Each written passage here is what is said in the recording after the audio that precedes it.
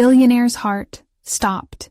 Twin girl's amazing prayer at son's grave reveals surprising secret. Lily and Rose knelt at their brother Jake's grave, the chill of the autumn air wrapping around them like a shroud. The weight of William Hargrove's empire bore down on their young shoulders.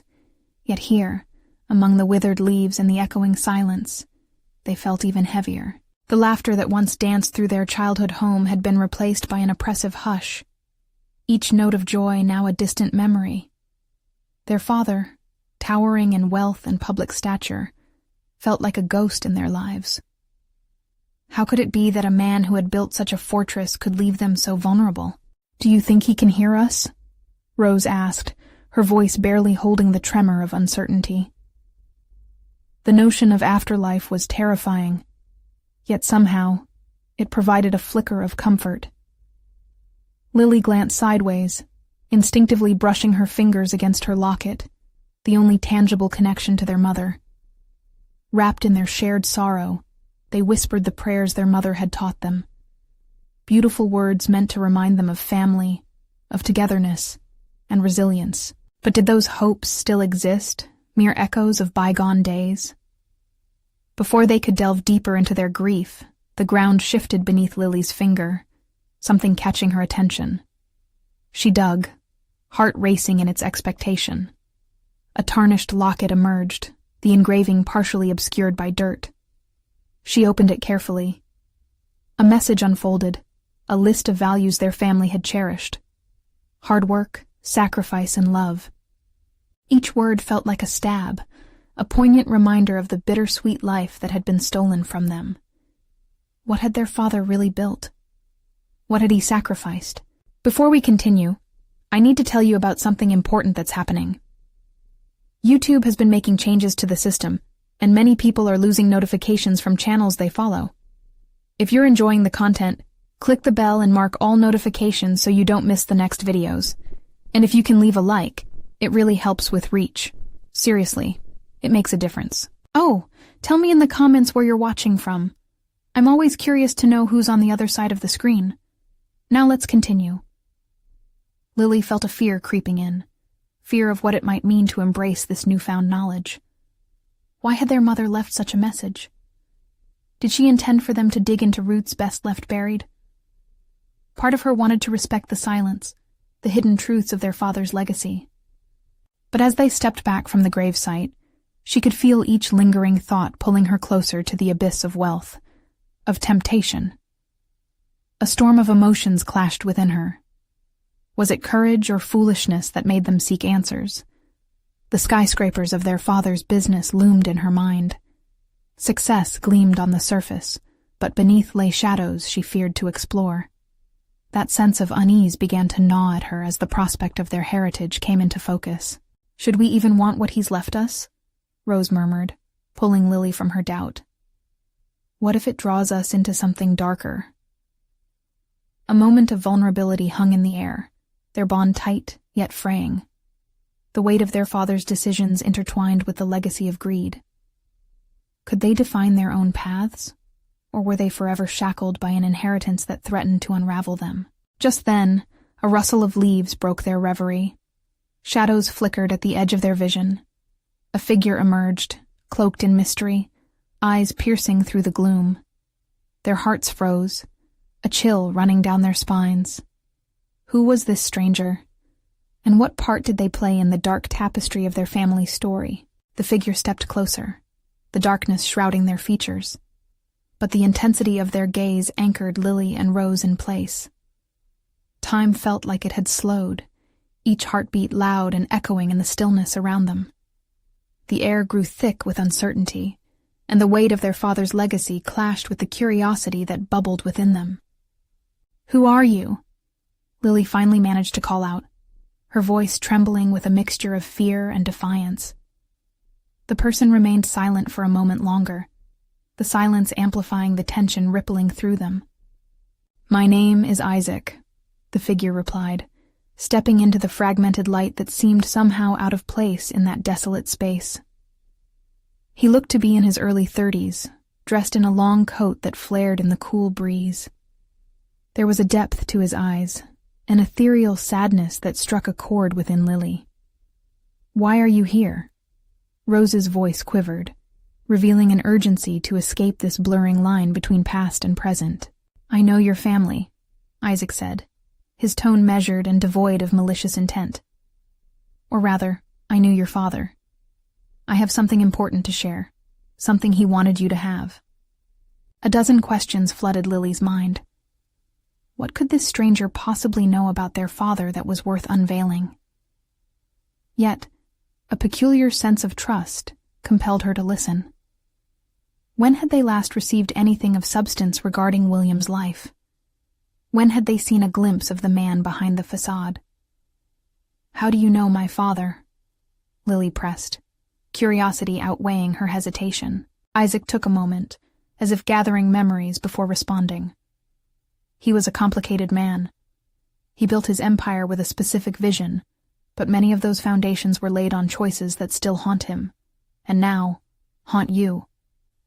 "Haunt us?" Rose echoed incredulously, her defenses quickly rising. "You don't know us. You don't know what we've been through." "I know enough," Isaac insisted, his voice steady. "Your father set plans in motion, but those plans led to darkness he never intended for you to inherit. He wanted to protect you from what he created." The swirling emotions within Lily suddenly sharpened into clarity. Questions sank into her like stones, forcing her to question not just their father's legacy, but their very identity. How many secrets would she uncover? What if these secrets could mold their futures? Tension floated between them like smoke, an invitation to probe deeper into a history that felt half-forgotten, yet too burdensome to embrace. "What do you mean?" she asked, desperation infusing her words as she fought to console the unrest rising within her. "There are papers," Isaac offered tightly. "Documents your father left behind that explain not just his ambitions, but all the sacrifices he made, each choice leading to the empire you see today, and the grief you carry." Lily felt her breath hitch. Papers could mean answers, but at what cost? Rose's hand clutched her arm tightly, both grounding and anchoring her against the fear that blurred her judgment. She could feel the tug-of-war between wanting to know the truth and fearing what it might reveal. "Why should we trust you?" Rose's voice nearly trembled. "Because I can guide you through it," Isaac replied, sincerity dripping off each word. "You need to know this if you're going to define your own lives, not just continue your father's legacy." Lily glanced toward Jake's grave, uncertainty twisting in her heart. Was this the moment that would alter their narrative? The path before her shone with possibility, yet it was shrouded in the shadows of morality and loss. Would they turn towards their father's ambitions, or carve a new destiny away from its lingering grasp? "Fine," Lily said, steeling herself. "Show us."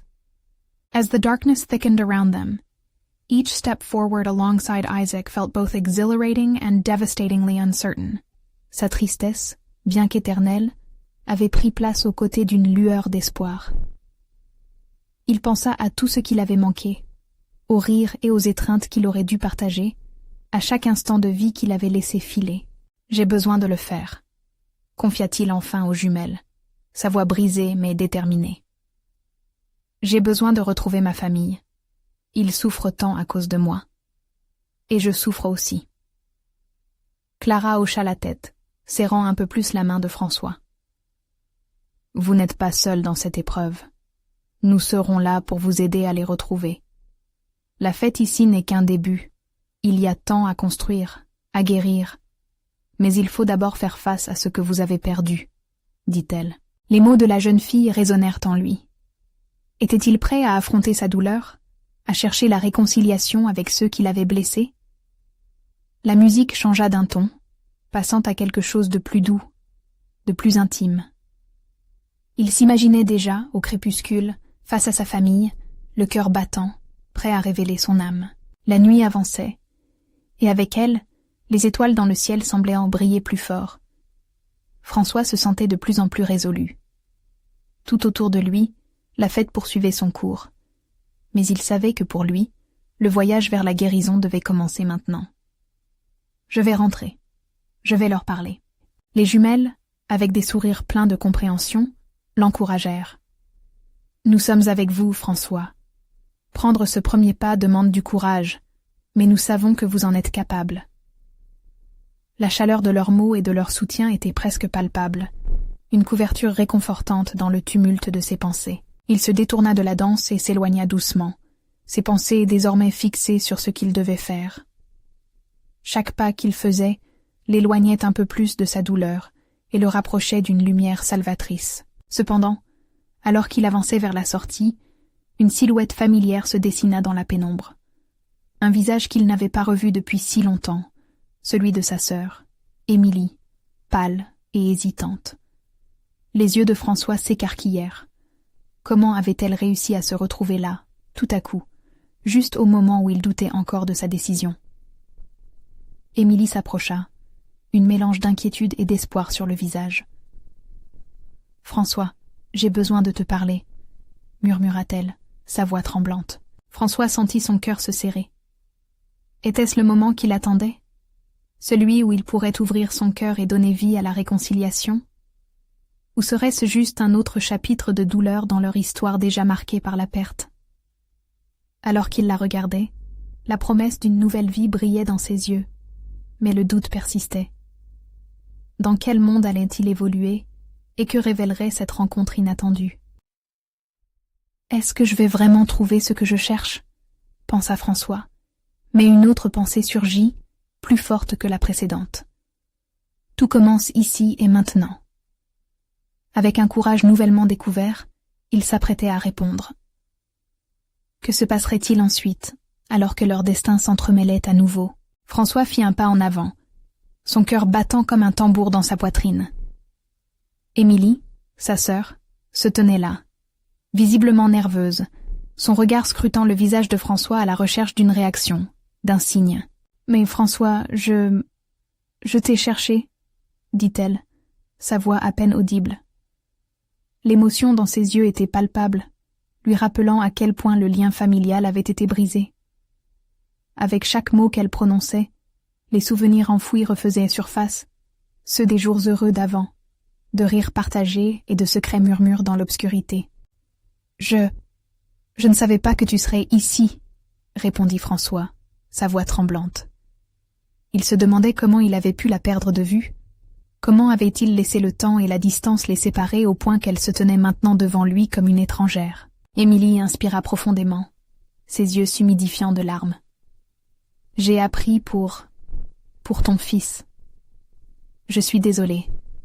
Je sais à quel point cela a été dur pour toi. Pour nous tous. » François savait que chacun de ces mots était un pas vers une réconciliation qu'il n'avait pas osé espérer. Une vague de douleur déferla à nouveau sur lui, mais accompagnée d'une étincelle inattendue. Émilie venait vers lui, et pour la première fois depuis longtemps, il ressentait une lueur d'espoir dans l'obscurité de sa souffrance. « Je n'ai pas pu te soutenir comme je l'aurais dû. Je me sens coupable de t'avoir laissé faire ce chemin seul. Je pensais que tu voulais être loin de nous, loin de cette douleur. Mais maintenant, je suis là. Je ne veux plus qu'on soit séparés. » François ferma les yeux un instant, sa respiration s'accélérant. Les paroles de sa sœur l'atteignaient comme des flèches précises, touchant une partie de son cœur qu'il avait longtemps ignorée. « Émilie, je me suis enfermée dans ma souffrance. Je pensais que c'était le seul moyen de surmonter, mais j'avais tort. Je n'ai pas été un bon frère, ni un bon père. » Chaque mot était tranchant, chaque vérité révélée comme une libération d'un poids qu'il portait seul. Elle s'approcha encore, et François sentit la chaleur de sa présence. Il était si proche de la réconciliation, de cet instant de vérité tant désiré. « Nous avons tous des blessures, François, mais nous pouvons les soigner ensemble. Je suis prête à t'aider. Nous pouvons retrouver notre famille. On peut réussir, je le sais. » François leva les yeux vers elle. Dans la douleur de cette séparation, il découvrit la force d'une connexion familiale à laquelle il n'avait pas prêté attention depuis trop longtemps. La musique de la fête, bien qu'éloignée, résonnait comme un écho de moments heureux qu'il pouvait retrouver. « Oui, Je suis prêt à essayer. Mais cela me fait peur. J'ai peur de ce que je vais découvrir, des blessures que cela pourrait rouvrir. Émilie prit sa main, ses doigts serrant les siens avec conviction. La peur fait partie du chemin, mais je serai à tes côtés, à chaque étape. Nous allons trouver des réponses. Et qui sait, peut-être même guérir ensemble. À cet instant, François comprit qu'il ne pouvait plus fuir. Cela faisait trop longtemps qu'il s'était caché de la vie, de l'amour et des relations. D'accord, alors commençons cette quête ensemble, dit-il, une détermination soudainement ravivée dans sa voix. Ils s'éloignèrent de la fête, direction l'inconnu, mais main dans la main, prêts à affronter ce qui les attendait. Alors qu'ils avançaient, François se mit à penser à son fils, à tout ce qu'il aurait voulu qu'il sache. La promesse d'une renaissance se dessinait à l'horizon. « Quel chemin devons-nous emprunter maintenant ?» demanda François, à la fois enthousiaste et inquiet. Il savait que leur voyage ne faisait que commencer, et les défis à venir risquaient d'être à la hauteur de leur courage nouvellement découvert. Mais une certitude émergeait. Ensemble, ils pourraient tout affronter. Le chemin était encore flou, mais François avait désormais une boussole, l'amour familial. « Qu'est-ce qui nous attend au bout de cette route ?» se demanda-t-il alors qu'ils avançaient dans l'inconnu, le cœur battant d'un nouvel espoir. Les rues éclairées de la ville les enveloppaient, le bruit de la fête s'estompant progressivement derrière eux. François et Émilie marchaient côte à côte, leurs mains toujours enlacées. Chaque pas semblait les rapprocher non seulement physiquement, mais aussi émotionnellement, alors que le passé et les blessures anciennes commençaient à se raviver. « Nous devrions aller au parc », suggéra Émilie avec hésitation. « C'était notre endroit préféré. Tu te souviens ?» François hocha la tête, se remémorant les rires d'enfance, les pique-niques improvisés et les secrets échangés sous les arbres. Ce parc, autrefois un lieu de joie, semblait maintenant chargé de mélancolie. Pourtant, il avait aussi le potentiel de devenir un espace de guérison. En arrivant, ils trouvèrent un coin tranquille, loin de l'agitation. Les étoiles scintillaient au-dessus d'eux, rappelant à François la beauté qui pouvait exister même dans l'obscurité. Il se laissa tomber sur un banc, tandis qu'Émilie s'asseyait à ses côtés. « Est-ce que ça fait mal d'en parler ?»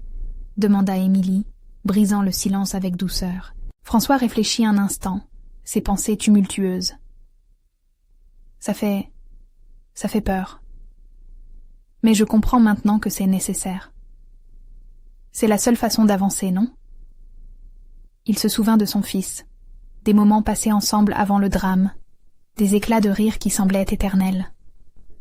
Cette douleur, fruit de souvenirs heureux, devenait insupportable lorsqu'il réalisait qu'il ne pourrait jamais revivre ces instants. Mais se retrouver avec Émilie lui offrait un semblant d'espoir. « Je suis là pour toi, François. Je veux que tu puisses te rappeler des bons moments sans que la douleur ne t'envahisse, » dit-elle, ses yeux pleins de compassion. Cette promesse d'un soutien inconditionnel touchait François comme un baume apaisant. « Je veux aussi honorer sa mémoire, » murmura-t-il, une lueur déterminée dans son regard. « Je veux que mon fils sache qu'il est toujours vivant à travers moi. » Émilie sourit, encourageant son frère à continuer. « Et comment comptes-tu le faire ?» François prit une profonde inspiration. « Peut-être que je pourrais écrire ce que je ressens, partager des histoires sur lui, sur nous, tout ce qu'il était. Ça pourrait aider, pas seulement moi, mais tous ceux qui l'ont aimé. » Les paroles d'Émilie résonnèrent dans son esprit, créant une lumière nouvelle. Oui, et on peut le célébrer, organiser un événement, rassembler ceux qui l'ont connu, réunir les histoires, faire revivre son esprit, proposa-t-elle, le regard vibrant d'excitation. Les idées commençaient à prendre forme, une vision émergente, pleine de potentiel et d'espoir. François pouvait sentir son cœur s'ouvrir lentement, comme un papillon cherchant à sortir de sa chrysalide. Pour la première fois depuis longtemps, la solitude ne lui pesait plus. L'inquiétude faisait place à une détermination renouvelée. Alors qu'ils se parlaient, une brise légère apporta avec elle des souvenirs d'enfance, une mélodie lointaine. François se surprit à sourire, imaginant un avenir où il pourrait vivre pleinement en restant connecté à son fils tout en redécouvrant les liens familiaux. « Nous avons encore beaucoup à faire », dit-il finalement, levant les yeux vers les étoiles. Émilie acquiesça, prête à l'accompagner dans cette nouvelle aventure. « Oui, et je sais que cela ne sera pas toujours facile. Mais nous sommes ensemble, François. Nous pouvons surmonter tout cela. » Plein de gratitude et d'excitation, François se sentit fort. Le chemin vers la guérison était encore long, mais il avait un léger sentiment que le plus dur était peut-être déjà derrière lui. Il n'était plus seul. « Que dirais-tu d'aller voir la tombe de mon fils ?» proposa-t-il, une lueur d'espoir brillant dans ses yeux. Émilie se tourna vers lui, surprise mais touchée par son courage. « Allons-y. Je suis avec toi. » Alors qu'ils se dirigeaient vers cette étape importante, une question résonnait dans l'esprit de François, mêlant anxiété et espoir. Quelle vérité découvriront-ils à la tombe de son fils? Et quelles promesses d'avenir seront scellées ici même, dans ce moment de retour au cœur de leur douleur partagée? Le chemin vers le cimetière était pavé de souvenirs qui brillaient par leur intensité, à la fois doux et douloureux. François marchait lentement, son cœur battant au rythme des pas d'Émilie.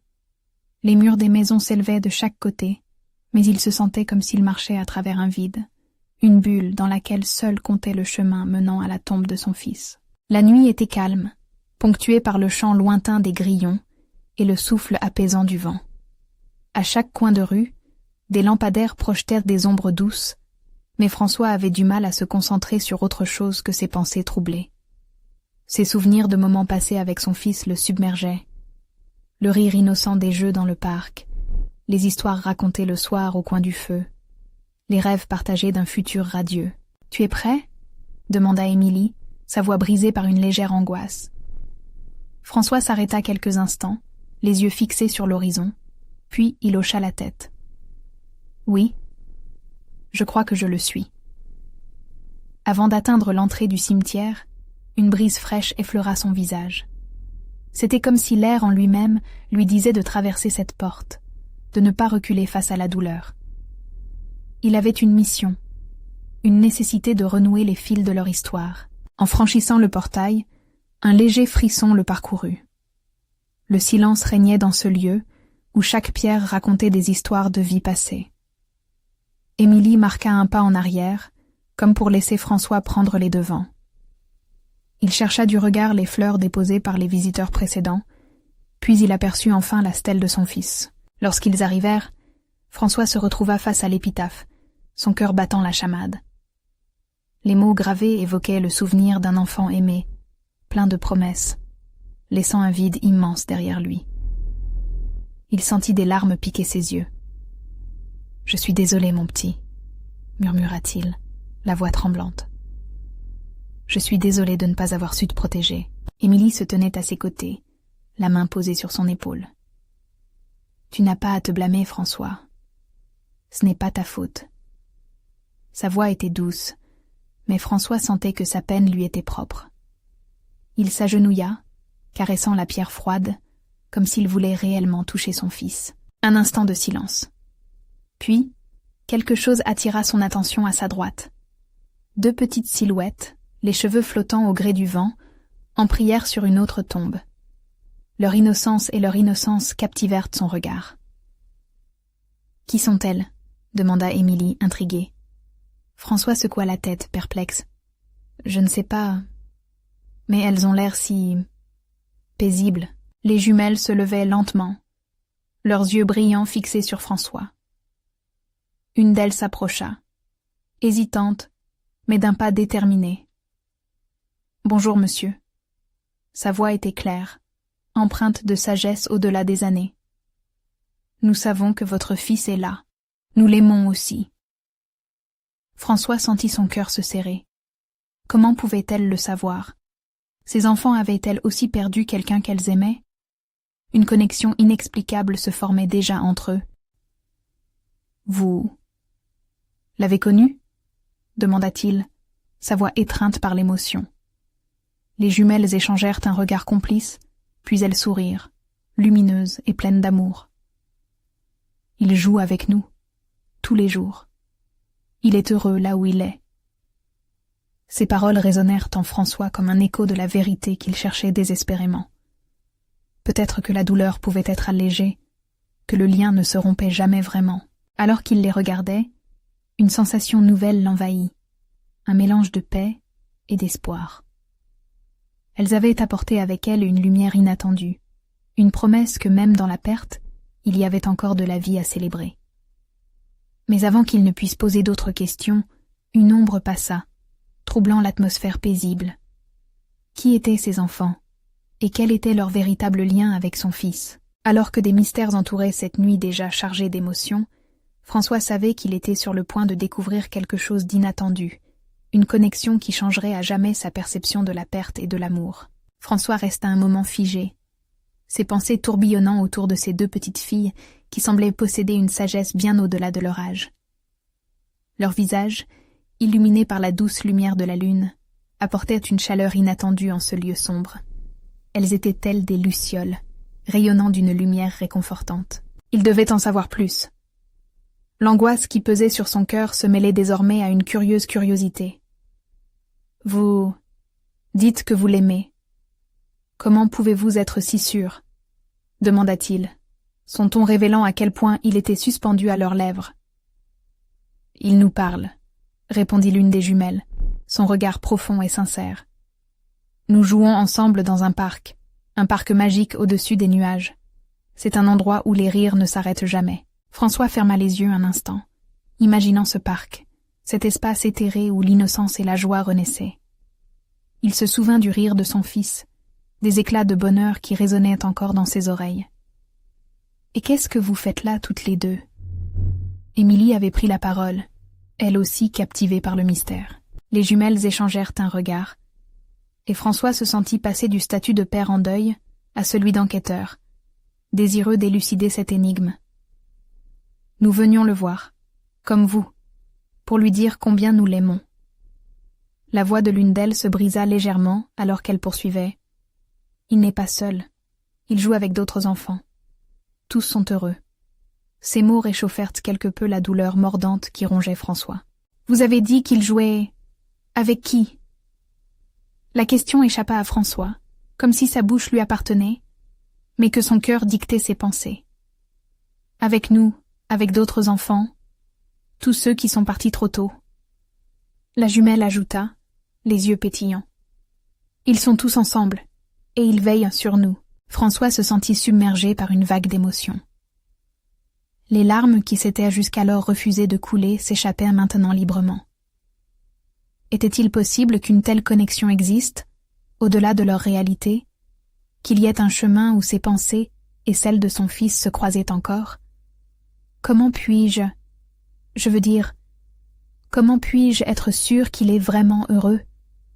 La voix de François était à présent un murmure. Avec une douceur infinie, l'autre jumelle s'approcha et posa sa petite main sur celle de François.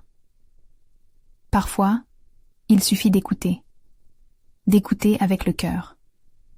Émilie, émue, se pencha vers François. Peut-être qu'il est temps de relâcher un peu la douleur, non? De lui laisser le choix d'être en paix? La pensée de recommencer à vivre sans son fils le terrifiait autant qu'elle l'apaisait. Le poids de la tristesse accablante était immense, mais au fond de lui, une lueur d'espoir commençait à émerger. « Qu'est-ce que je dois faire ?» demanda-t-il presque à lui-même. Ce n'était plus simplement une question, c'était l'ouverture d'un dialogue qu'il n'avait pas su entreprendre avec lui-même, peut-être même avec son fils. Les jumelles échangèrent un nouveau regard avant de s'approcher davantage. « Nous pouvons t'apprendre. Viens avec nous, jouons ensemble. Le bonheur est là, François.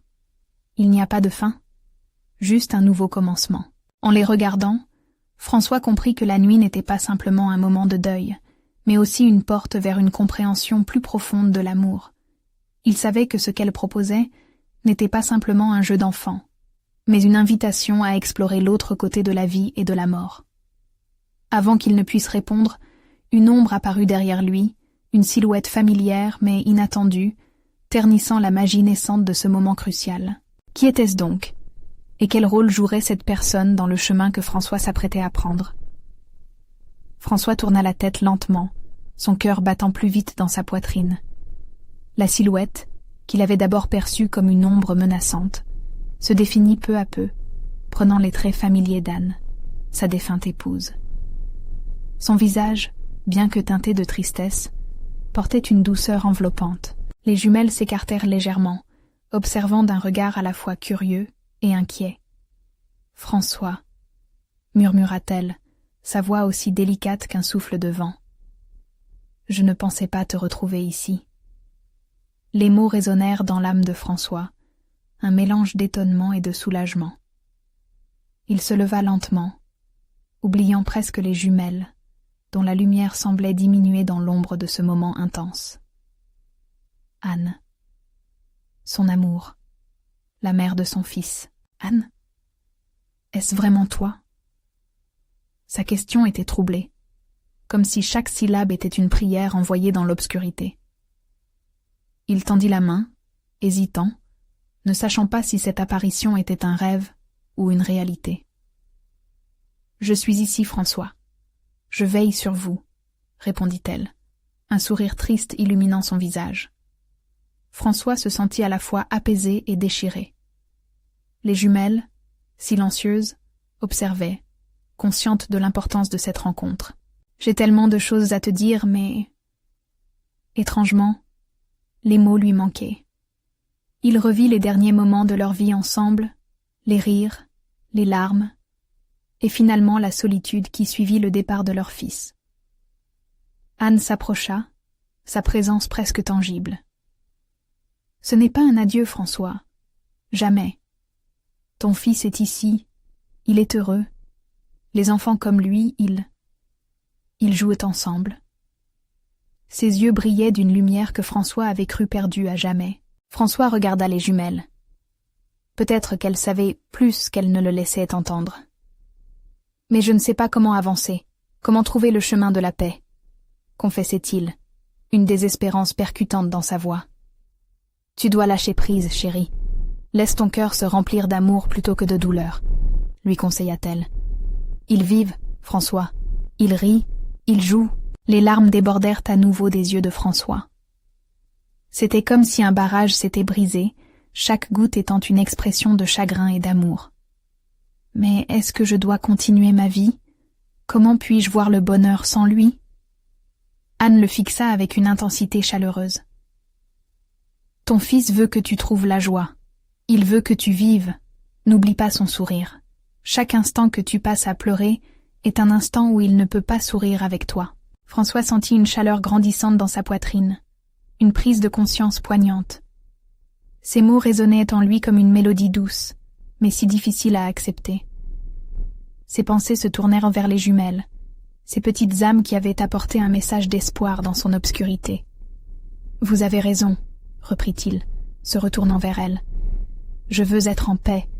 Je veux que mon fils soit libre, heureux. » Les jumelles sourirent, leurs yeux scintillants de joie. « Alors viens avec nous, François. Découvre ce qu'il y a de l'autre côté de la douleur. Il y a tant à être vivant. » Au fond de François, une nouvelle lumière commençait à briller, plus forte que sa tristesse. En prenant une profonde respiration, il se sentit prêt à avancer. Mais alors qu'il faisait un pas en avant, une autre silhouette, plus sombre cette fois, émergea de l'ombre des arbres. Un malaise insidieux s'installa de nouveau dans l'air. Qui était cet intrus? Et quel danger pourrait-il représenter dans le voyage fragile vers la guérison que François était enfin prêt à entreprendre? François se figea, son cœur se serrant dans sa poitrine. La silhouette, vague et indistincte, se rapprocha lentement, chaque pas résonnant comme un écho lugubre dans l'air frais de la forêt. Les jumelles se regardèrent, leurs petites mains s'accrochant l'une à l'autre, inquiètes. « Qui es-tu » demanda François, une nervosité palpable dans sa voix. Il avait déjà affronté tant de douleurs, mais ce nouvel inconnu semblait apporter une menace que son cœur blessé n'était pas prêt à supporter. La silhouette se précisa, révélant un homme de stature imposante, son visage marqué par une arrogance arrogante et un regard perçant. « Je suis Gabriel » répondit-il d'une voix grave, qui portait une autorité indiscutable. « Je suis venu chercher ce qui m'appartient. » François blêmit. Qu'est-ce que cet homme voulait? Son ventre se noua à la pensée que quelqu'un puisse vouloir interférer dans ce moment si précieux avec Anne et les jumelles. « Ah, ce ne sont pas des jouets pour toi !» rétorqua-t-il, la colère montant en lui. « Ce sont des enfants. »« Exactement, » acquiesça Gabriel, un sourire crispé aux lèvres. « Des enfants merveilleux, mais en ce moment, ils ne sont pas où ils devraient être. » Ses yeux scrutèrent François, comme s'il pouvait lire son âme. « Tu n'as pas le droit de les garder ici, pas avec toute cette tristesse qui t'habite. » François sentit une vague de désespoir l'engloutir. Les mots de Gabriel résonnaient comme une réalité qu'il ne pouvait ignorer. Était-il vraiment prêt à mener ses filles vers la lumière? Ou cette lumière n'était-elle qu'un mirage, une façon de l'éloigner de son chagrin? « Vous ne comprenez pas, » intervint Anne. « François a besoin de ses enfants. Ils sont liés par un amour puissant qui transcende la souffrance. » Gabriel tourna la tête, ses yeux s'illuminant d'un éclat de défi. « Et qu'as-tu à lui offrir, Anne? Un souvenir? L'ombre de ce que vous étiez autrefois? C'est du passé. François doit se libérer de tout cela. » François se débattait avec lui-même. L'amour qu'il ressentait pour son fils, cette douleur qui le paralysait, cette promesse de bonheur qu'il croyait à peine possible. « Je suis prêt à avancer, » avoua-t-il finalement, le regard fixé sur les jumelles qu'il observait avec une tendresse admirative. Mais pas ainsi, pas sous cette menace. Gabriel s'avança, s'approchant de plus en plus. Chaque pas déclenchait une tension palpable dans l'air. « Alors fais ton choix, François. Soit tu renonces à ce qui te fait du mal, soit tu continues à vivre dans l'ombre de ta douleur. » Les jumelles se mirent à réciter une prière, leurs voix entrelacées comme une mélodie pure, provoquant un battement de cœur intense chez François. La force de leur innocence était palpable, et il sentit une chaleur se répandre dans ses veines. « Je choisis la lumière », lui murmura Anne, sa présence enveloppante lui redonnant du courage. « Mais sache que la lumière vient avec des sacrifices. » François se tenait maintenant entre deux mondes. La peur et l'espoir dansaient ensemble autour de lui. « Que feras-tu? Où iras-tu » demanda l'une des jumelles, ses yeux écarquillés de curiosité.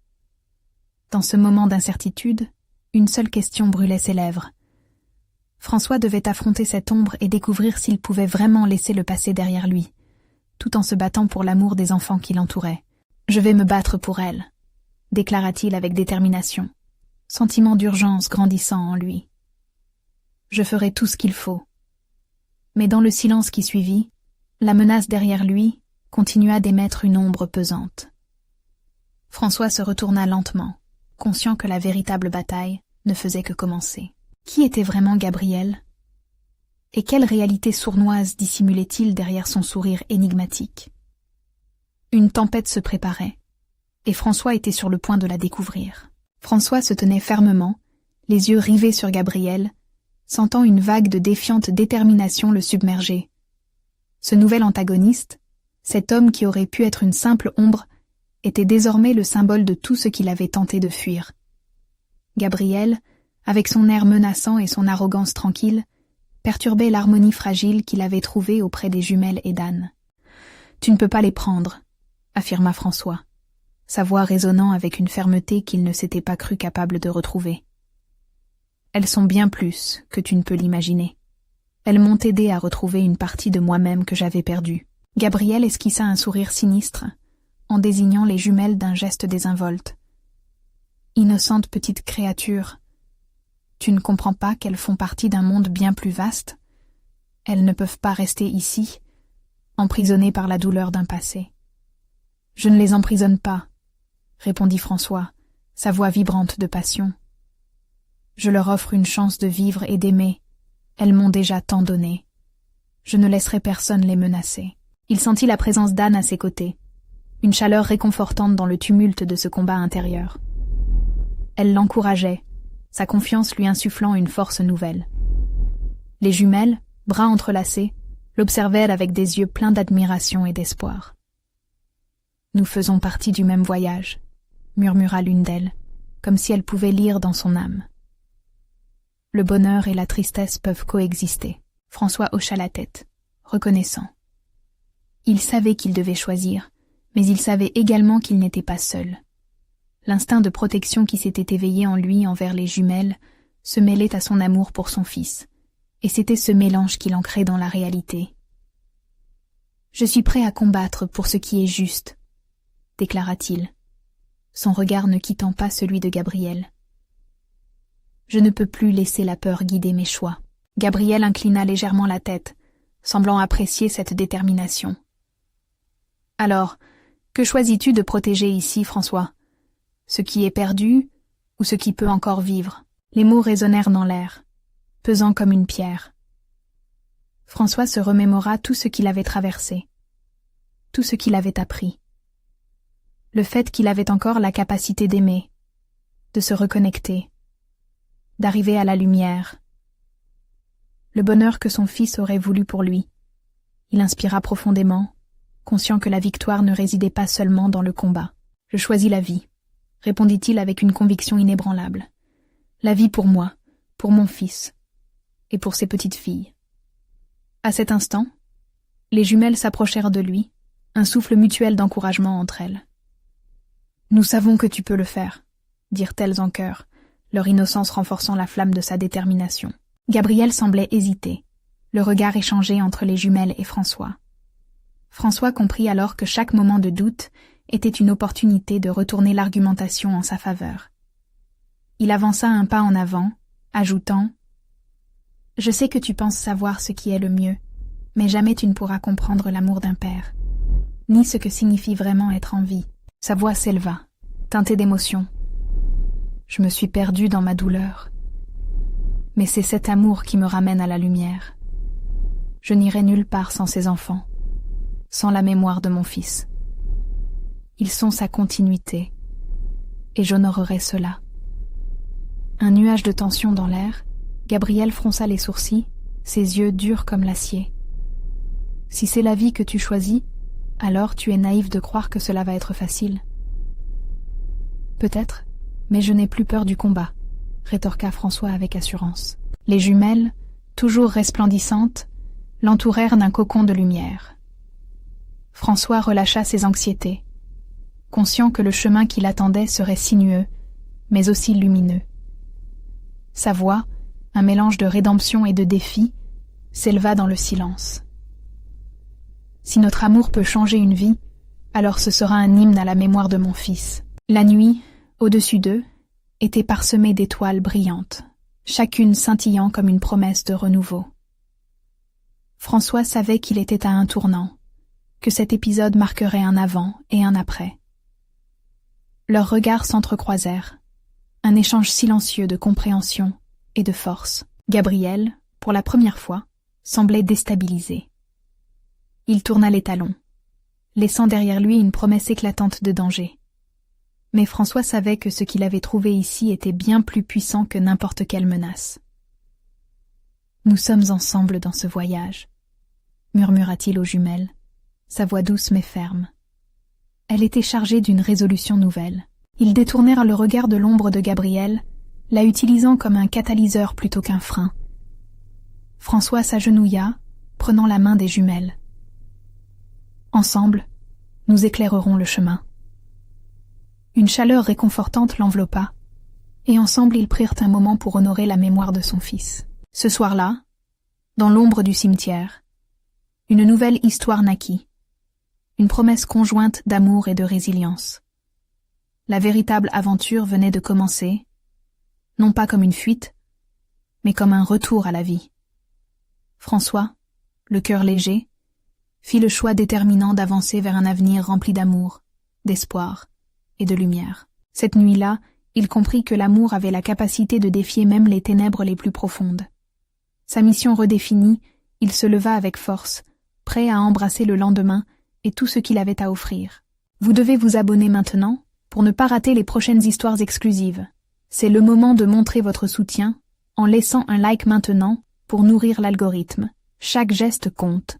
Dites-nous dans les commentaires vos réactions et théories sur cette fin renversante. Et surtout, partagez instantanément cette vidéo avec au moins 5 amis qui ont besoin de voir cette conclusion. N'attendez pas une seconde de plus pour soutenir cette aventure incroyable.